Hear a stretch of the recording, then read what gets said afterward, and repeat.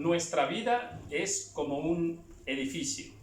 Un edificio se pone un cimiento, un fundamento, y cuando ya está firme ese fundamento, entonces se empieza a construir hacia arriba, a edificar ese edificio, esa construcción. Así tal es nuestra vida. El fundamento que ha sido puesto en nuestra vida espiritual es nuestro Señor Jesucristo. Sobre ese fundamento ahora vamos a edificar, vamos a crecer. El edificio tiene que ir creciendo. En lo espiritual tiene que ir creciendo nuestra fe, tiene que ir creciendo nuestro amor por el Señor, tiene que ir creciendo nuestro conocimiento de Dios, tenemos que ir creciendo en sabiduría.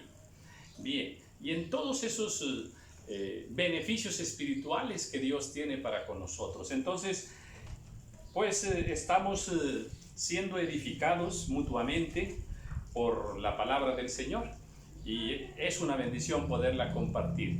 Hoy iniciamos el libro de Primera de Corintios y bueno, pues les recuerdo que estas son lecturas que duran media hora. Vamos a ir avanzando y vamos a ir explicando algunas ideas espirituales, algunos conceptos espirituales que Dios nos ha dejado en su palabra. Pablo, llamado a ser apóstol de Jesucristo por la voluntad de Dios, y el hermano Sóstenes. Llamado a ser apóstol. Tiene que haber un llamado. Para todo ministerio, para todo servicio, propósito específico de Dios, de acuerdo a lo que Él diseña en el Evangelio, en la extensión del Evangelio a través de la iglesia, tiene que haber un llamado. No es de que nadie se puede levantar por sí mismo. Yo quiero ser esto, yo quiero ser apóstol, yo quiero ser pastor, yo quiero ser maestro. No, tiene que haber un llamado y este llamado tiene que ser confirmado. A la iglesia de Dios que está en Corinto, a los santificados en Cristo Jesús, llamados a ser santos con todos los que en cualquier lugar invocan el nombre de nuestro Señor Jesucristo, Señor de ellos y nuestro. Los que hemos sido alcanzados por Jesucristo, en cualquier parte, todos somos llamados a ser santos. Ese tiene que ser un sello de nuestra fe. Gracia y paz a vosotros de Dios nuestro Padre y del Señor Jesucristo. Gracias doy a mi Dios siempre por vosotros, por la gracia de Dios que me es dada en Cristo Jesús. Porque en todas las cosas fuisteis enriquecidos en Él, en toda palabra y en toda ciencia. Hay una riqueza que nosotros tenemos que, tenemos que entender, tenemos que tomar de Dios, del mismo corazón de Dios, de la esencia misma de Dios y de nuestro Señor Jesucristo. Tenemos que tomar, la palabra, el conocimiento. Y hay algo más, ciencia. Dentro de la sabiduría, una de las columnas de la sabiduría es la ciencia. Y vamos a subrayar esto que he comentado varias veces en diferentes videos. Ciencia no es conocimiento de las universidades, no es conocimiento humano, es una sabiduría humana, es esa sapiencia que Dios nos da para hacer las cosas correctamente, en tiempo y forma, de acuerdo a su voluntad perfecta, sea un oficio o sea alguna actividad. La ciencia, se requiere ciencia para todo, ¿verdad? La ciencia del buen comer, por ejemplo, la ciencia de vestir correctamente, la ciencia de tratar correctamente a las demás personas en la perfecta voluntad del Señor, ¿verdad? Y repito, la ciencia para administrar el dinero, la ciencia se necesita en todas las cosas. La ciencia para administrar nuestro tiempo, nuestras fuerzas, nuestras palabras, se necesita ciencia. Así como el testimonio acerca de Cristo ha sido confirmado en vosotros, ha sido confirmado, se necesita una confirmación en Cristo Jesús. De tal manera que nada os falta en ningún don, esperando la manifestación de nuestro Señor Jesucristo. Estos siervos estaban completos, o sea, habían sido enriquecidos por muchos dones. Dice, nada les falta, ningún don. tenían esos dones virtuosos de parte del Señor. Esos dones los necesitamos para la obra de Dios. Esos dones los necesitamos como personas para bien cohabitar, bien relacionarnos con todas las personas, en el ámbito familiar, en el ámbito social, en el ámbito eclesiástico, en todos lugares. Entonces, bien, a ver, necesitamos esos dones, desarrollar esos dones y aplicarlos. Porque, a ver, si es un don de parte de Dios es bueno, porque toda buena dádiva y todo don perfecto desciende de lo alto, del Padre de las luces. Entonces, si es un don de Dios, entonces es bueno y es para bendición de los demás. Entonces necesitamos esos dones, el cual también nos confirmará hasta el fin, para que seáis irreprensibles en el día de nuestro Señor Jesucristo. Fiel es Dios, por el cual fuisteis llamados a la comunión con su Hijo Jesucristo, nuestro Señor. Él quiere que permanezcamos irreprensibles. ¿Qué es irreprensibles? Bueno, que cuando nuestro Señor venga, no tenga nada de qué reprendernos, ¿verdad? Nada que reprocharnos. O sea, que seamos irreprensibles. Bueno, que el Señor nos ayude, ¿verdad? Porque yo creo que tanto a mí como a ti, ahorita pues hay muchas cosas que son reprensibles, ¿verdad? Y ojalá que cuando ya el Señor se manifieste los hayamos perfeccionado de tal manera que ya sean irreprensibles nuestra lengua, nuestros ojos, nuestros pensamientos, nuestro corazón, la codicia, el egoísmo, la prepotencia, la soberbia. Bueno, ya, vamos a dejarle ahí, ¿verdad?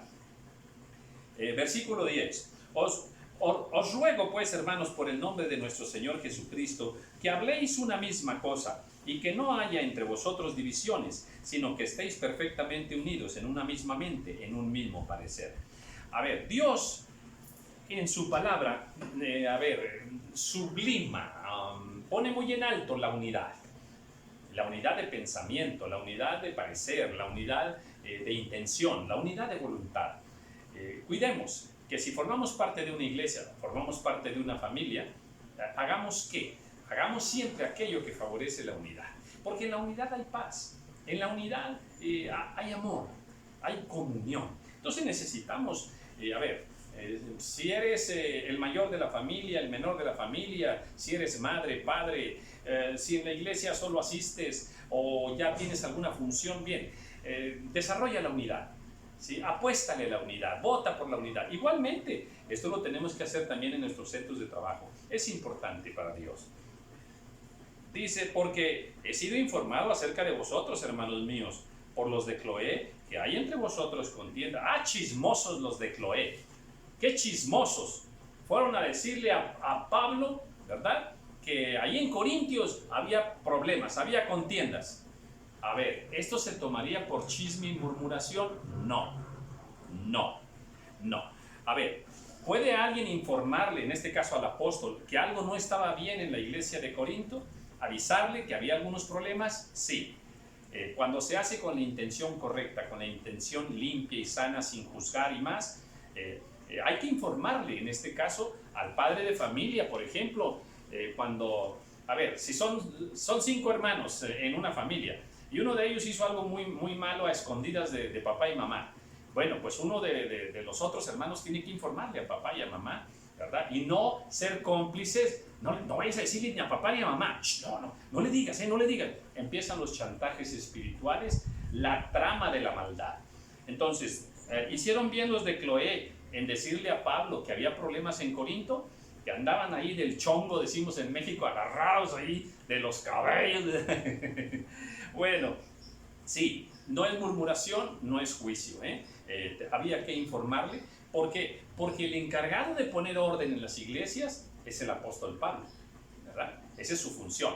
Entonces, igual si fuera pastor, hay que informarle al pastor cuando las cosas no están en orden. Quiero decir que cada uno de vosotros dice, yo soy de Pablo, y yo de Apolos, yo de Cefas, y yo de Cristo. O sea, cada quien tenía su favorito, no sé si eso te sea familiar. A mí me gusta cómo canta aquel hermano. No, aquel no me gusta. No, pues a mí me gusta cómo predica este hermano. No, a mí el otro. No, ¿qué?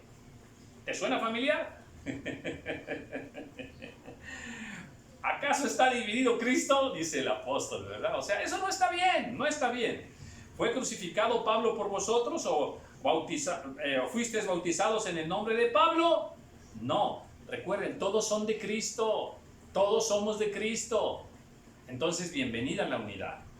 Doy gracias a Dios que a ninguno de vosotros he bautizado, sino a Crispo y a Gayo, para que ninguno diga que fuisteis bautizados en mi nombre. También bauticé a la familia de Estéfanas. De los demás, pues no sé si he bautizado a algún otro. Entonces, a ver, Pablo bautizaba y él recordaba pues a quienes había bautizado, ¿verdad? Bueno, pero hasta allí, nada más, una función bautismal. O sea, me tocó bautizarte hasta allí. Vamos, yo no tengo por qué ser tu predicador, tu apóstol preferido.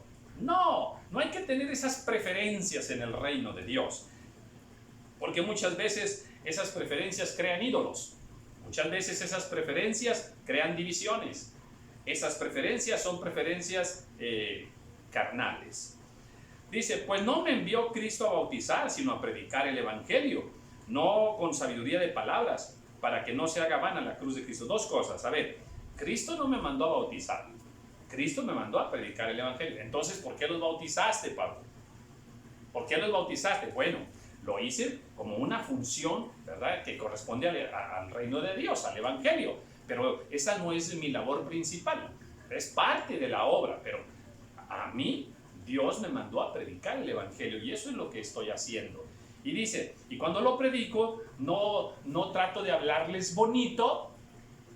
Atención con esto, porque hay millones de cristianos que se van con la lengua bonita, con aquel que habla bonito, que usa frases bonitas, que tiene estilo, que hasta agarra pose para predicar y hace caras y ademanes.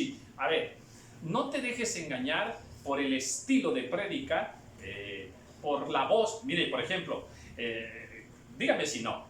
Usted ve por ahí en las redes sociales a un predicador joven, ya con joven ya dice mucho para tener mucho público femenino que le aplaude. ¿Lo ves guapo? ¡Wow! Pues mucho más.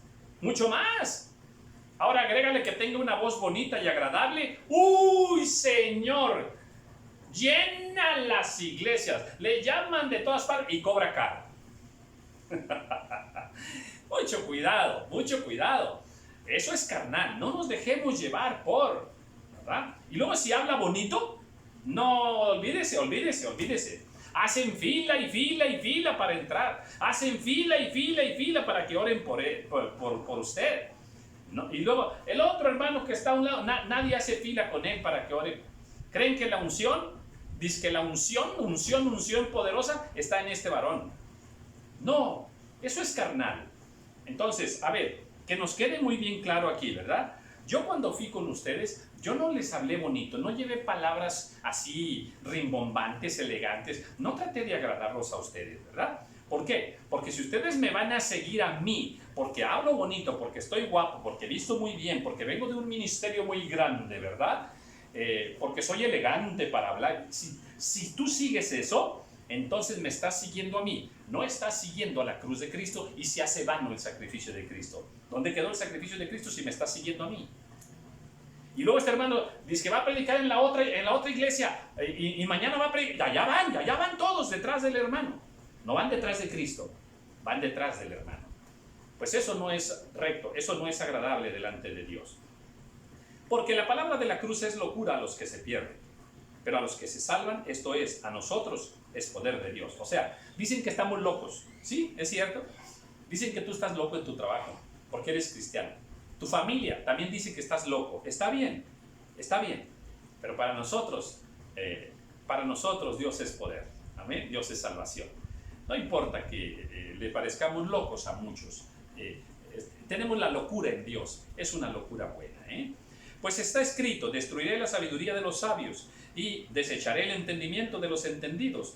¿Dónde está el sabio? ¿Dónde está el escriba? ¿Dónde está el disputador de este siglo? ¿No ha enloquecido Dios la sabiduría del mundo? Pues ya que en la sabiduría de Dios el mundo no conoció a Dios mediante la sabiduría, agradó a Dios salvar a los creyentes por la locura de la predicación. Hay una sabiduría humana y los hombres han inventado a ver, no exactamente inventado, vamos a decir, han estructurado, han elaborado una sabiduría humana, y con esa sabiduría buscarían ellos la eternidad, buscarían la felicidad, buscarían la salvación. No la van a encontrar. La salvación, el amor de Dios, la sabiduría de Dios, no se va a encontrar con la sabiduría humana. A Dios se le va a encontrar por la locura de la predicación. Amén. ¿Por qué la locura de la predicación? Porque predicar a Cristo como está en su palabra es una locura para muchos, ¿verdad?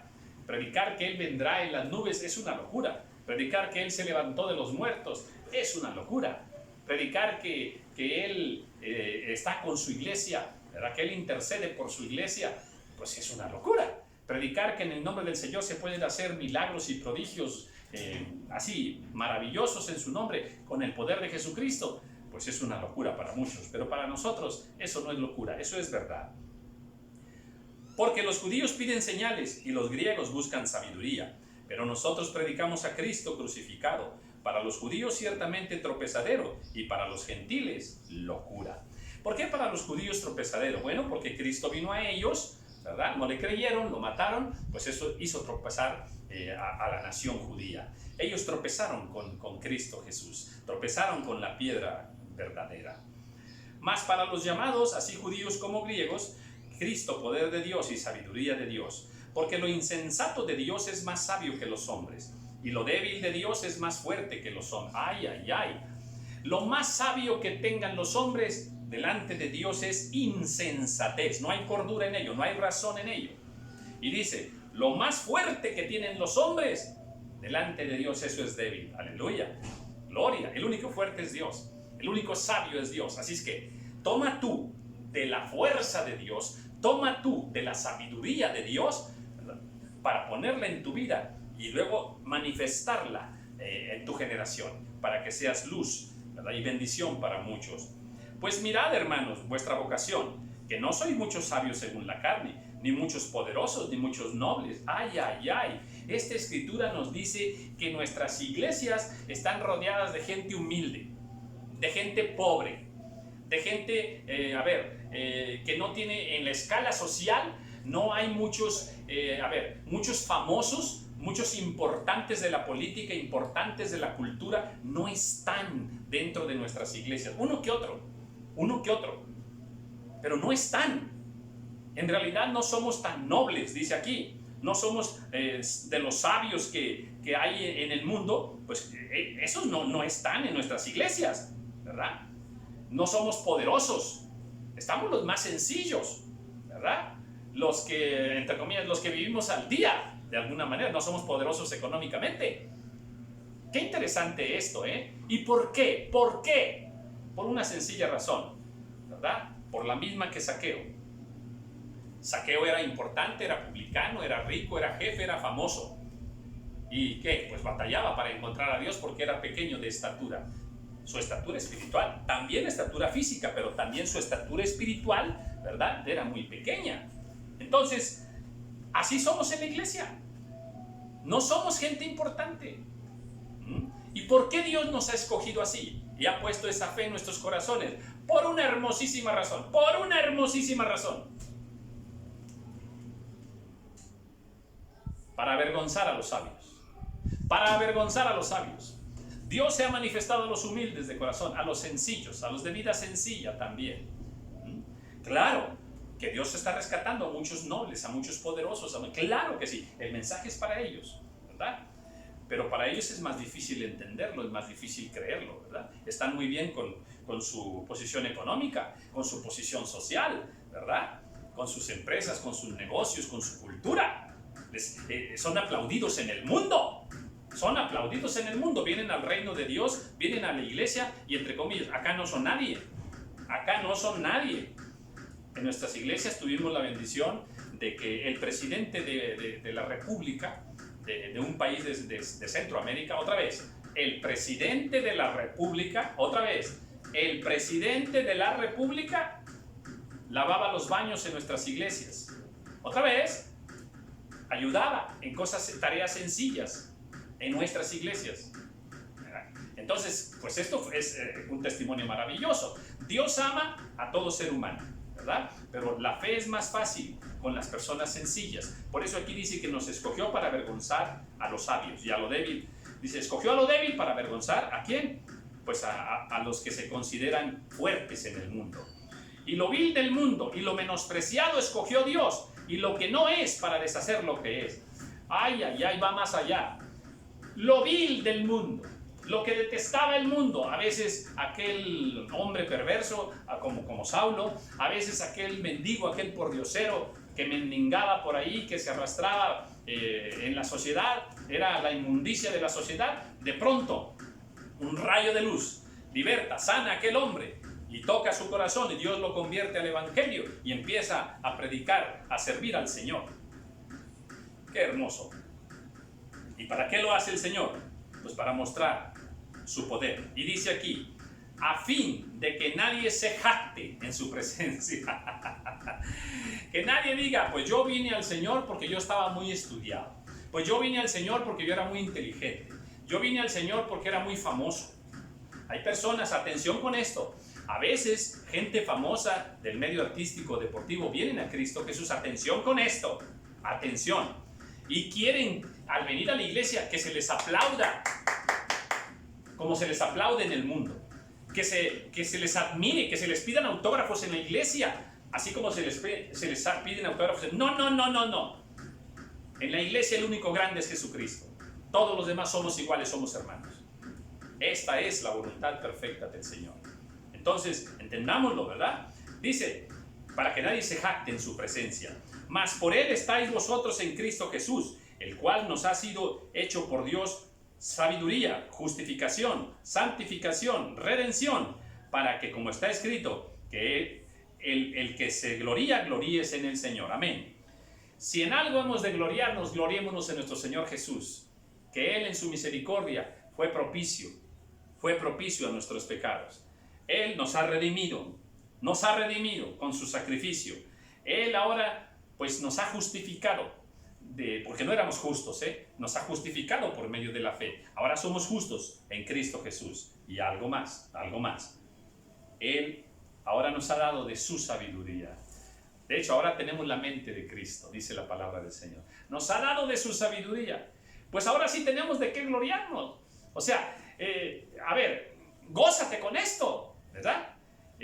Ahora déjame decirlo bien. Alábate con esto, alábate que tienes a Cristo. O sea, no te alabes de ti mismo. Alábate que tienes a Cristo. Porque si tienes a Cristo, tienes poder. Si tienes a Cristo, tienes sabiduría. Si tienes a Cristo, tienes dones espirituales. Si tienes a Cristo, tienes el poder del Espíritu Santo. Entonces, vamos a gloriarnos de que Cristo está en nosotros y no gloriarnos de todas las cosas humanas, ¿verdad? Todos los títulos, toda la riqueza, toda la cultura, el dinero, las influencias que uno tenga en el mundo. No, eso ya es vano, eso ya no es para nosotros. Capítulo 2. Así que, hermanos, cuando fui a vosotros para anunciaros el testimonio de Dios, no fui con excelencia de palabras o de sabiduría, pues me propuse no saber entre vosotros cosa alguna sino a Jesucristo y a este crucificado. Y estuve entre vosotros con debilidad y mucho temor y temblor. Y ni mi palabra ni mi predicación fue con palabras persuasivas de humana sabiduría, sino con demostración del poder del Espíritu y demostración del Espíritu y del poder. Bien. A ver, cuando yo fui a ustedes, no fui con excelencia de palabras, con un discurso excelente, bien estructurado, porque yo estoy muy estudiado y sé cómo planear un estudio bíblico, en fin. No. El verdadero mensaje de Dios fluye por el poder del Espíritu Santo. Amén, amén, aleluya. No es rimbombante, ¿verdad? No es elegante, no se requiere esa elegancia. La elegancia humana. No se requiere artificios humanos para controlar al público. Mire, se lo está diciendo, por favor escúcheme ahora. Desde niño, desde los 8 años, yo estudié el arte de hablar en público. Otra vez. Desde los 8 años fui entrenado en mi voz, fui entrenado para manejar un público, para hacerlo llorar, para hacerlo aplaudir, para hacerlo reírse. Yo jugaba con las emociones del público. Fui un declamador profesional y un poco de artista en diferentes actividades, ¿verdad? Oratoria, obras de teatro, en fin. O sea, yo sabía tomar pose, yo sabía, manejar la voz, darle ciertas tonalidades a veces, así como para hacer impactar a la gente. Yo sabía hacer todo eso, pero lo hacía carnalmente, humanamente. Lo actuaba. Pudiera actuar aquí alguna escena ahorita de Jesucristo, de Pablo, ¿verdad? ¡Generación de víboras! Y así, hacerlo y actuarlo y poner pose y hacer mímica con la cara. Bueno, así hay muchos predicadores. En la primera predicación que Dios me concedió, yo bajé. Como yo me había parado ante muchos públicos, ante muchos públicos, en alguna ocasión comenté que tuve una participación artística ante la primera mujer mexicana nominada al Oscar. La primera mujer mexicana nominada a un Oscar.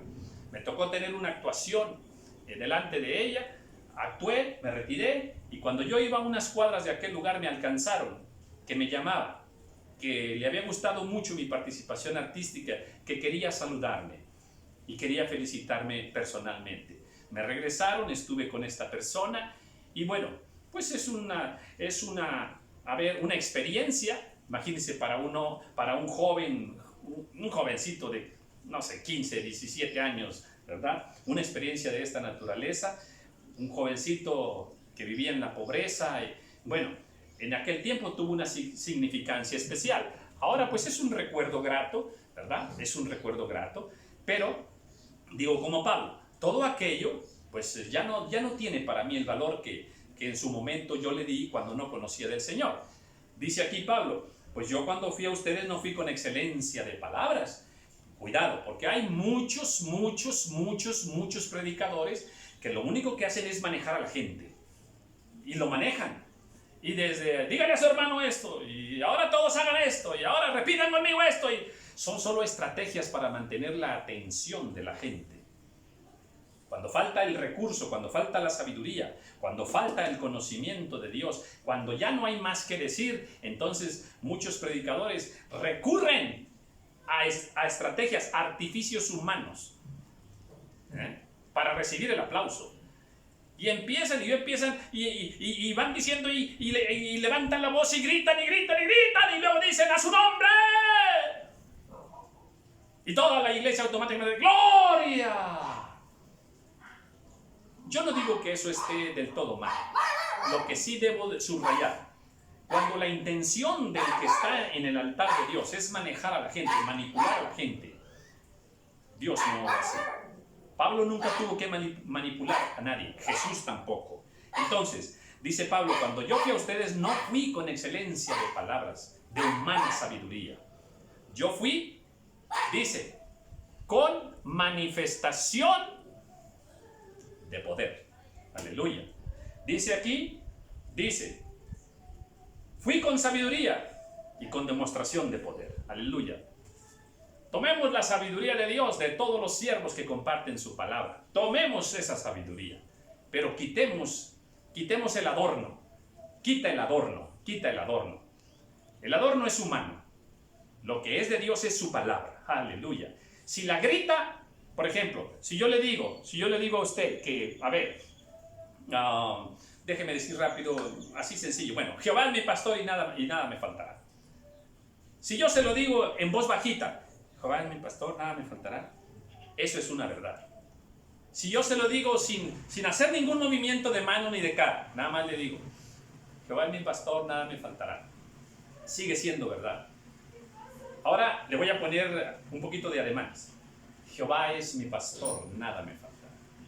Ándele, ahí se oye diferente, sí, pero es la misma expresión que si le dijera a un niño aquí, Jehová es mi pastor, nada me faltará.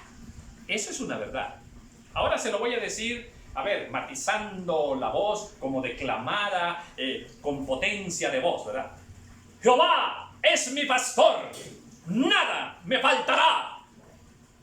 Yo se lo dije de 4 maneras diferentes. Y si una hermanita, déjenme me pongo aquí, no sé si me estoy viendo en la cámara o no, pero bueno, si una hermanita ya de 85 años, ¿verdad? Sencilla y humilde, de vestido sencillo, no tiene pose, ella dice, pues la Biblia dice que Jehová es mi pastor y nada me faltará.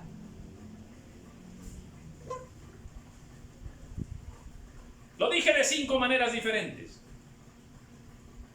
Quítale el adorno, solo quédate con el mensaje. Jehová es tu pastor. Nada te faltará. Aleluya. Te lo digan como te lo digan. Entonces, sabiduría de Dios, poder de Dios, no sabiduría humana. Y aquí termino. Para que vuestra fe no esté fundada en la sabiduría de los hombres, sino en el poder de Dios. ¡Qué maravilla! Mira cómo termina aquí, ¿eh? ¿Amas al Señor? Sí, yo sé que lo amas. Tu fe debe estar basada en el amor de Dios, en el poder de Dios. Y no debe estar basada en la sabiduría humana de tu pastor, en el estilo que tenga tu pastor. ¡No! Ningún predicador, ninguno. Así es de que pongamos nuestro corazón, nuestra fe, nuestra mirada en el Señor, en su palabra de sabiduría y de poder, y no en la sabiduría humana, en los estilos humanos, para que no se haga vana la cruz de nuestro Señor Jesucristo. Paz a ti, en el nombre que es sobre todo nombre.